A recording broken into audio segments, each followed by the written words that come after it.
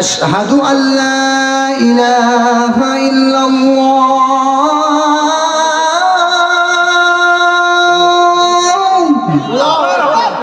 আশহাদু আল্লা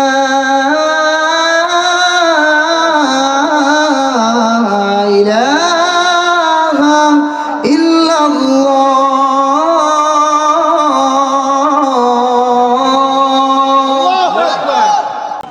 বান্দারে, তোমার কি চোখ নাই?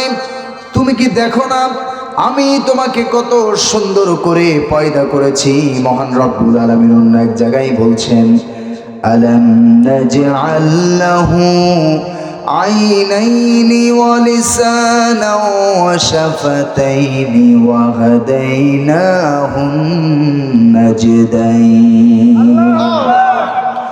আলাম নাজআল লাহু, আমি কি তোমার জন্য করে দেই নাই আইনাইন, সুন্দর দুটি টানা টানা চোখ কি দেই নাই? এত সুন্দর করে চোখকে সংস্থাপন করে দিয়েছি, দুই হাড়ের মাঝখানে দিয়ে দিয়েছি, চোখের পাপড়ি দিয়েছি যেন কোনো ধুলাবালি ডাইরেক্ট না ঢুকতে পারে। যদি হঠাৎ করে ঢুকে যায় রিজার্ভ কিছু পানি রেখে দিয়েছি। ড্রাইভার যখন গাড়ি চালায় সামনের গ্লাসে ধুলা লাগলে পরে পরিষ্কার করার জন্য মেশিন আছে না নাই বলেন তো? এটাকে ওয়াইফার বলে।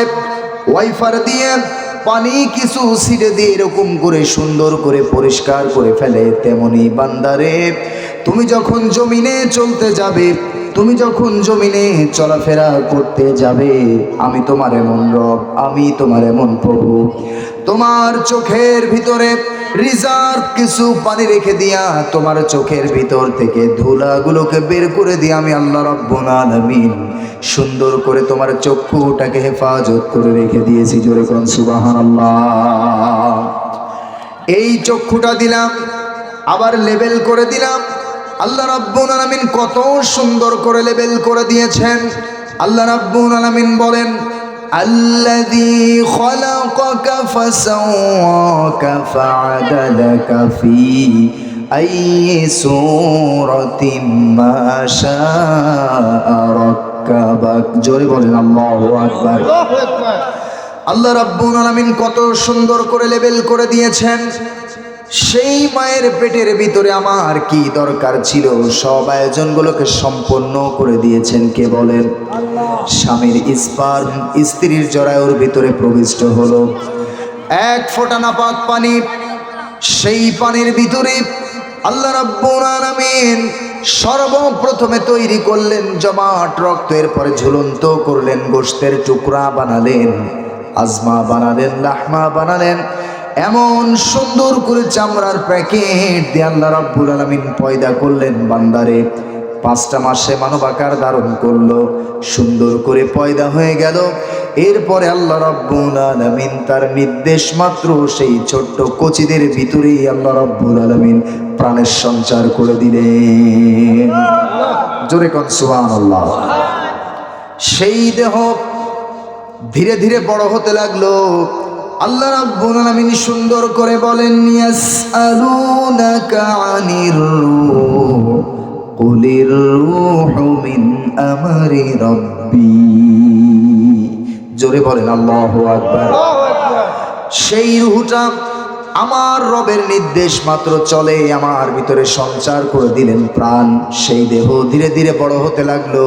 চামড়াটা যখন ম্যাচিউর হয়ে গেল, সৃষ্টি যখন পূর্ণ হয়ে গেল, আমার আল্লাহ এমন রহমান, এমন দয়াবান, এমন করুণাশীল, এমন তার ভিতরে দয়া, সুন্দর করে পয়দা হওয়ার পরে মহান রব্বুল আলামিন ওই মায়ের পেটের ভিতর থেকে 72টা অপারেশনকে সম্পন্ন করে আল্লাহ রব্বুল আলামিন তার গোলামি করার জন্য আল্লাহ পাক 3 নাম্বার জগতে পাঠায়া দিলেন। 3 নাম্বার জগতের নাম হচ্ছে আলামে জাহান। এই দুনিয়ার জগতে আমরা এসেছি, সব জায়গায় নাম নিব কার? আল্লাহ। আসতে বলবেন না কার? গুণগান করব কার? কারণ খাইতে কার নাম? আল্লাহ। বসতে কার নাম? আল্লাহ। ঘুমাতে কার নাম? আল্লাহ। লেনদেনে কার নাম? সুদ ঘুষে এখানেও আল্লাহ, এখানে আল্লাহ বলা যাবে না। কারণ যে রব আমাদের সবচেয়ে কাছে, আমাদের সবচেয়ে নিকটে কে বলেন তো? আমাদের সবচেয়ে কাছে কে? আল্লাহ রাব্বুল আলামিন বলেন وَيَعْلَمُ مَا فِي الْبَرِّ وَالْبَحْرِ وَمَا تَسْقُطُ مِنْ وَرَقَةٍ إِلَّا يَعْلَمُهَا। আল্লাহ রাব্বুল আলামিন বলেন তিনি তো সেই মহান রব, জলে কি হয়, স্থলে কি হয়, এমনকি কোন বৃক্ষের কোন গাছের কোন পাতা কয় মিনিট কয় সেকেন্ডে পড়লো পৃথিবীর কোনো মানুষ না জানলেও আমার আল্লাহর কুদরত সঙ্গে সঙ্গে তা জেনে যায়। জোরে কোন সুবহানাল্লাহ। কেউ যেটা জানে না সেটা জানেন কে? কেউ যেটা বুঝে না সেটা বুঝেন কে? অতএব এই চক্ষুটা এত সুন্দর করে দিলেন, এই চোখ দিয়ে আমরা ভালো দেখবো না খারাপ দেখবো? জোরে বলেন, ভালো দেখবো না খারাপ দেখবো? ভালো দেখবো। কোরআন পড়বো না সিনেমা দেখবো? কোরআন পড়তে রাজি আছেন তো সবাই? কারণ কোরআন এমন একটি কিতাব, যেই কিতাবের কাছে যদি আপনি প্রশ্ন করেন, অন অ্যান্ড অনলি একটি কিতাব যার কাছে প্রশ্ন করলে সরাসরি কোরআন আমাদেরকে উত্তর দিতে পারে। জোরে কোন সুবহানাল্লাহ। আমার ভাইরা, আপনি যদি কোরআনকে প্রশ্ন করেন, রে কোরআন তোমার বাড়ি কোথায়, কোথা থেকে তুমি দুনিয়াতে এসেছো, কোরআন সুন্দর করে জবাব দিয়া দেয় বাল হুয়া কুরআনুম মাজিদ ফি লাউহিম মাহফুজ। কোরআন বলে আমি লৌহ মাহফুজ থেকে এসেছি। যদি আপনি কোরআনকে প্রশ্ন করেন, রে কোরআন কোন দিন কোন সময় তুমি পৃথিবীর জমিনে না এসেছো, নাজিল হয়েছো, সুন্দর করে কোরআন জবাব দিয়ে দেয় শাহরু রমাদানাল্লাযী উনজিলা ফীহিল কুরআন। আল্লাহু আকবার বলেন। কোরআন বলে আমি রমজান মাসে এই পৃথিবীর জমিনে অবতরণ করেছি। এবার যদি আপনি কোরআনকে প্রশ্ন করেন, রে কোরআন কেন দুনিয়ার জমিনে তুমি অবতরণ করেছো, তোমার উদ্দেশ্য কি, টার্গেট কি? কোরআন সুন্দর করে উত্তর জানিয়ে দেয় হুদাল লিন্নাসি ওয়া বাইয়িনাতিম মিনাল হুদা ওয়াল ফুরকান। জোরে বলেন আল্লাহু আকবার। কোরআন জবাব দিয়া দেয় আমি এই পৃথিবীর জমিনে নাজিল হয়েছি পৃথিবীর মানুষকে হেদায়েতের পথ দেখানোর জন্য। আল্লাহ রাব্বুল আলামিন কোরআন নাজিল করেছেন। আল্লাহ রাব্বুল আলামিন যেখানে কথা বলতে নিয়েছেন, সর্বপ্রথমে আল্লাহ রাব্বুল আলামিন তার কোরআন সম্পর্কে আগে বক্তব্য দিয়েছেন। আল্লাহ রাব্বুল আলামিন সর্বপ্রথম কোরআন সম্পর্কে কথা বলেছেন। আল্লাহ রাব্বুল আলামিন জানিয়ে দিতেছেন ও পৃথিবীর মানুষ, আল্লাহ তাআলা সূরা রহমানের ভিতরে সূরা রহমান নাজিল করে বান্দাদেরকে জানিয়ে দেন আর রহমান আল্লামাল কুরআন খলাকাল ইনসানা আল্লামাহুল বায়ান। সূরা ইয়াসিনে চলে যে আমরা, আল্লাহ রাব্বুল আলামিন আগে কোরআন সম্পর্কে বক্তব্য দিয়ে গোটা পৃথিবীর মানুষকে স্পষ্ট করে জানিয়ে দিলেন। আল্লাহ রাব্বুল আলামিন সুন্দর করে বলেন ইয়াসিন ওয়াল কুরআনিল হাকীম ইন্নাকা লামিনাল মুরসালিন আলা সিরাতিম মুস্তাকিম। সূরা ইব্রাহিমে চলে যায়, আল্লাহ রাব্বুল আলামিন কোরআন সম্পর্কে আগে বক্তব্য দিয়ে গোটা পৃথিবীর মানুষকে স্পষ্ট করে জানিয়ে দিলেন বান্দারে আগে বুঝে নে আমার কিতাবটা কি, আমার কিতাব সম্পর্কে আগে তোরা ধারণাটা নিয়ে নে। আল্লাহ রাব্বুল আলামিন বলেন আলিফ লাম রা কিতাবুন আনজালনাহু ইলাইকা লিতুখরিজান নাসা মিনাল যুলুমাতি ইলান নূর। হে রাসূল, আমি আপনার প্রতি যে কোরআন নাজিল করেছি, এই কোরআন নাজিলের মূল উদ্দেশ্য হলো আপনি এই কোরআন দিয়া যেন দিশেহারা মানুষদেরকে কোরআনুল কারীমের আলোতে আলোকিত করে যেন তাদেরকে জান্নাতের পথে নিয়ে আসতে পারে। আল্লাহ রাব্বুল আলামিন সূরা ইউসুফেও কোরআন সম্পর্কে আগে বক্তব্য দিয়েছেন। আল্লাহ রাব্বুল আলামিন বলেন, ইন্না আনজালনাহু কুরআনান আরাবিয়্যান লাআল্লাকুম তাকিলুন। জোরে বলেন আল্লাহু আকবার। নবী হে, আমি আপনার প্রতি যে কোরআন নাজিল করেছি, এই কোরআন নাজিলের মূল উদ্দেশ্য হলো, এই কোরআনটা তো অন্য কোনো ভাষায় আমি আল্লাহ রাব্বুল আলামিন নাজিল করি নাই। এই কোরআনটা তো আমি আল্লাহ আরবিতে নাজিল করেছি। এর মূল কারণ হলো গোটা পৃথিবীর মানুষ যেন খুব সহজে কোরআনটাকে আয়ত্ত করে নিতে পারে। জোরে কোন সুবহানাল্লাহ। কোরআন নাজিল হয়েছে আরবিতে না বাংলায়? কথা বলেন, কিসে নাজিল হয়েছে? আরবিতে নাজিল হয়েছে। কারণ কবরের ভাষা কি? আরবি। পরকালের ভাষা কি? জান্নাতের ভাষা আরবি। আমার নবীজিও আরবি ভাষার মানুষ ছিলেন। জোরে কর আলহামদুলিল্লাহ। সেই ইসলাম শিক্ষা মুসলমানরা জানবে, এটাই তো স্বাভাবিক, ঠিক কিনা বলেন? অথচ সেই ইসলাম শিক্ষা থেকে মূলোৎপাটন করার জন্য, শিক্ষা সিলেবাস থেকে বাদ দেওয়ার জন্য হাজারো প্রচেষ্টা আছে না নাই? আসতে বলবেন না, আছে না নাই? এই প্রচেষ্টা কি নতুন না পুরাতন?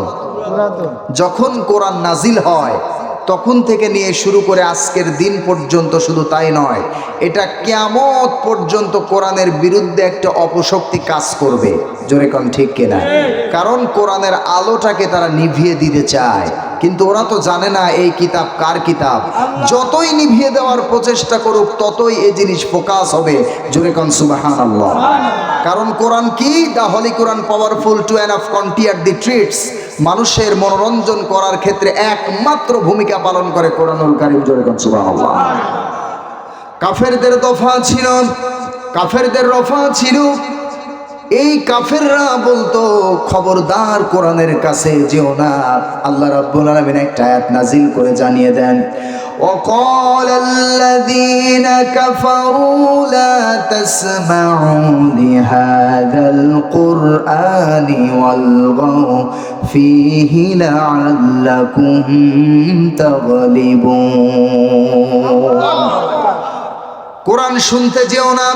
যেখানে কোরআন শোনা হয় ওই জায়গার ভিতরে গিয়ে হট্টগোল করো, গন্ডগোল করো, কথাবার্তা বলো। কোরআনের যেই মঞ্চ, কোরআনের যেই জায়গা, ওই জায়গাটাকে নষ্ট করে ফেলো। কোরআন শুনতে যেও না, কোরআনের কাছে যেও না। এর মূল কারণ হলো আশা করা যায় তোমরা বিজয়ী হয়ে যাবা। কে বলছেন?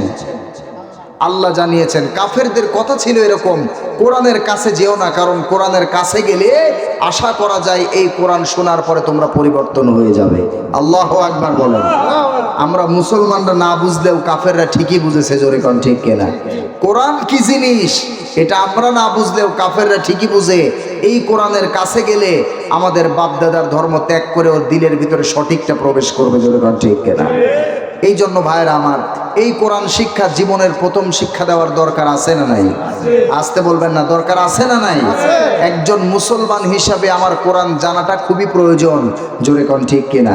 কিন্তু কোরআনের অবস্থান কি? আমরা মনে করি কোরআন হলো অনেক কঠিন একটা কিতাব, কোরআন অনেক কঠিন, অনেক হার্ড, এটাকে মনে হয় শেখা যাবে না, পড়া যাবে না, এরকম ভাবি। কিন্তু আল্লাহ রাব্বুল আলামিন এই কোরআনটা যে সহজ, এটাও আল্লাহ তাআলা কোরআনের একটা আয়াতে আমাদেরকে জানিয়ে দেন। জোরে কোন সুবহানাল্লাহ। আমি রেফারেন্স দিচ্ছি, শোনেন। আল্লাহ রাব্বুল আলামিন কোরআনুল কারীমের 30টা পারার ভিতরে 27 নম্বর পারা 8 নম্বর পৃষ্ঠা, সূরার নাম সূরাতুল কামার। এই সূরাতুল কামারের ভিতরে একটা আয়াত নাজিল করে আল্লাহ রাব্বুল আলামিন জানিয়ে দেন, وَلَقَدْ يَسَّرْنَا الْقُرْآنَ لِلذِّكْرِ فَهَلْ مِن মুদ্দাকির। জোরে বলেন আল্লাহু আকবার। কোরআনকে যদি প্রশ্ন করেন, রে কোরআন তোমাকে বুঝা, তোমাকে জানা, তোমাকে শেখা, এটা সহজ না কঠিন? কোরআন জানিয়ে দেয়, আমার এই বোঝা, আমার এই কিতাব আল্লাহ রাব্বুল আলামিন এত সুন্দর করে সৃষ্টি করেছেন। আল্লাহ রাব্বুল আলামিন কোরআনকে অতীব সহজ থেকে সহজ করে তৈরি করেছেন। জোরে কোন সুবহানাল্লাহ। কারণ এই কিতাব কার? আল্লাহ। আসতে বলবেন না কার? আল্লাহর। সম্মানিত ভাইরা আমার, এই জন্য কোরআনের শিক্ষা ভিতরে আনতে হবে, জোরে কোন ঠিক কিনা? আল্লাহ যেন কবুল করেন, জোরে কোন আমিন। আর একটু জোরে কোন আমিন। আপনারা অনেক সুন্দর মানুষ এখানে বসে আছেন, সারাদিন অনেক খেতে খামারে কাজ করেছেন, যে এখনো পর্যন্ত আপনারা এখানে বসে আছেন। আল্লাহ পাক আপনাদের এই বসে থাকা যেন কবুল করে, জোরে বলা আমিন। আল্লাহ যেন আপনাদের এই মাহফিলটা হেদায়েতের জরিয়া বানায় দেন, জোরে কোন আমিন। সম্মানিত বন্ধুগণ, আমি মূল আলোচনায় চলে যাই। আজকে আমার আলোচ্য বিষয় থেকে আমি কথা বলতে যাচ্ছি। আজ আপনাদের সামনে আমি যেই সূরা থেকে তেলাওয়াত করেছি সেটা হলো সূরা আল মুদ্দাসসির থেকে আমি 3-4টি আয়াত পড়েছি। এই আয়াতের ওপরেই 2-4টি কথা বলার চেষ্টা করব। আল্লাহ যেন তৌফিক দান করেন, জোরে কোন আমিন। কারণ আমি কথা বলার আমার ধরন হলো, সিস্টেম হলো, আমি কোরআন এবং হাদিস থেকে রেফারেন্স দিয়ে দিয়ে একটা একটা করে কথা বলবো। কারণ আপনারা এত কষ্ট করে এখানে বসে আছেন কল্প কাহিনী শোনার জন্য নয়, ঠিক কিনা বলেন? আপনারা বসেছেন কোরআন শুনবেন, কোরআন শুনে নিজেকে পরিবর্তন করার নিয়তেই বসেছেন। আল্লাহ যেন শ্রোতা এবং বলনেওয়ালা উভয়কে কবুল করে, জোরে করা আমিন। কারণ কথা বলতে হবে, but is right application according to Quran and হাদিস। কোরআন এবং হাদিসকে পাশাপাশি রেখে আমাদের কথা বলা দরকার, জোরে কোন ঠিক কিনা? যদি কোরআনের আয়াত বলে বলে কোনো মানুষকে বোঝানো যায়, আল্লাহ রাব্বুল আলামিন বলেন ওই লোকটার দিলটাকে আমি আল্লাহ স্বয়ং নরম বানায় দিই, জোরে কোন সুবহানাল্লাহ। সম্মানিত ভাইরা আমার, আমি যেই সূরা থেকে তেলাওয়াত করেছি এই সূরা হলো পবিত্র কোরআনুল কারীমের একটি সূরা, 29 নম্বর পারার একটি সূরা, যার নাম হলো সূরা মুদ্দাসসির। আল্লাহ রাব্বুল আলামিন নবীজিকে ডাক দিচ্ছেন, ইয়া আইয়ুহাল মুদ্দাসসির, জোরে বলেন আল্লাহু আকবার। রাসূলকে আল্লাহ রাব্বুল আলামিন ডাক দিচ্ছেন, হে চাদর আবৃত ব্যক্তি। আল্লাহ রাব্বুল আলামিন রাসূলকে নাম ধরে সম্বোধন করলেন না, আল্লাহ রাব্বুল আলামিন রাসূলকে সুন্দর ভাষায়, সাবলীল ভাষায় ডাক দিচ্ছেন, জোরে বলেন আল্লাহু আকবার। রাসূলকে আল্লাহ রাব্বুল আলামিন এই সূরার ভিতরে যে আয়াত থেকে তেলাওয়াত করেছি, একজন মুসলমান হিসাবে, মুমিন হিসাবে আমার আপনার সবার দিলের তামান্না, একদিন আমার মরণ হবে, আমার মৃত্যুর পরে আমাকে যেই কবরের ভিতরে শায়িত করা হবে, ওই কবরের ভিতরে আল্লাহ রাব্বুল আলামিন যেন আমার কবরটা জান্নাতের টুকরা বানায় দেয়, এরকম মনোবাসনা আমাদের সবার ভিতরে কাজ করে, কি করে না বলেন? যেই লোকটা নামাজ পড়ে না, যেই লোকটা কোরআন পড়ে না, যেই লোকটা দিন মানতে চায় না, এই লোকটাকেও যদি আপনি প্রশ্ন করেন মৃত্যুর পরে কোথায় যেতে চান, উনিও এক বাক্যে হাসতে হাসতে বলবে আমি জান্নাতে যেতে চাই। আমরা কেউ জাহান্নাম নিতে রাজি না, জোরে কোন ঠিক কিনা? কারণ কি? আমরা জানি জাহান্নাম কিসের জায়গা? কষ্টের জায়গা, অশান্তির জায়গা, জোরে কোন ঠিক কিনা? আর জান্নাতটা হলো চির সুখের জায়গা। এই সুখ ধরার জন্য আমরা সবাই পেরেশান, কিন্তু কাজ করতে রাজি না, ঠিক কিনা বলেন? কাজ আছে? কাজ তো নাই।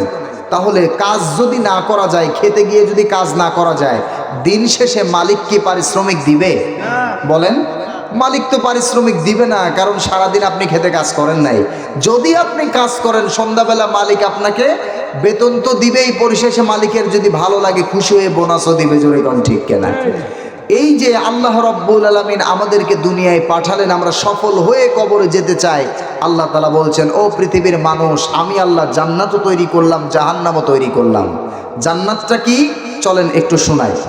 আল্লাহ রাব্বুল আলামিন বলেন, ওয়াসারিউ ইলা মাগফিরাতিন মির রাব্বিকুম ওয়া জান্নাতিন আরদুহাস সামাওয়াতু ওয়াল আরদ উইদ্দাত লিল মুত্তাকিন, জোরে বলেন আল্লাহু আকবার।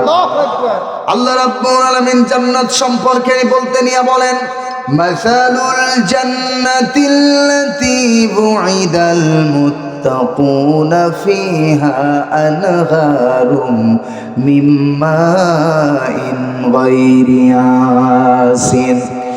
আল্লাহ রাব্বুল আলামিন বলছেন, জান্নাতটা কি? আমি আল্লাহ এত সুন্দর করে পয়দা করেছি, এই জান্নাতের ভিতরে নদী আর নহর প্রবাহমান। সুবহানাল্লাহ বলেন। আজ যেমন মানুষ বিভিন্ন লাইনে নদী পথে বেড়াতে যায়, নদীর ভিতরে নৌকা নিয়ে ভ্রমণে যায়, আল্লাহ রাব্বুল আলামিন বলছেন জান্নাতের ভিতরে আমি আল্লাহ রাব্বুল আলামিন নদী আর নহর রেখেছি, কিন্তু এই নদী আর নহরগুলোর পার্থক্য কোথায়? আল্লাহ বলেন একটা নদী আছে, একটা নহর আছে, যেটা হলো দুধের নহর, আরেকটা আছে মধুর নহর, আরেকটা আছে সারাবান তাহুরের নহর। আল্লাহ রাব্বুল আলামিন একটা একটা করে নহর বানিয়েছেন জান্নাতি মানুষদের জন্য।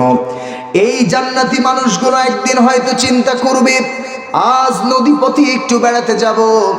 নদী পথে বেড়ানোর জন্য এই মানুষগুলো নৌকা নিয়ে জান্নাতের ভিতরে রওনা হবে। অটোমেটিক নদীর ভিতর থেকে একটা মাছ লাফ দিয়ে নৌকার উপরে পড়ে যাবে। জোরে কোন আল্লাহু আকবার। ডাক দিয়ে বলবে আসসালামু আলাইকুম ইয়া আব্দুল্লাহ, হে আল্লাহর বান্দা, আপনার উপরে আল্লাহর রহমত বর্ষিত হোক। এবার লোকটা মনে মনে চিন্তা করবে, এত সুন্দর মাছ যদি খেতে পারতাম তাহলে কতই না ভালো হতো। মনের ভিতরে চিন্তা আসতে দেরি হবে, মাছটা ভুনা হয়ে সামনে আসতে দেরি হবে না। এই মাছটা আল্লাহর বান্দা খাবে, খাওয়ার পরে এই কাঁটাগুলো নিয়ে পানির ভিতরে ফেলে দিবে। পানি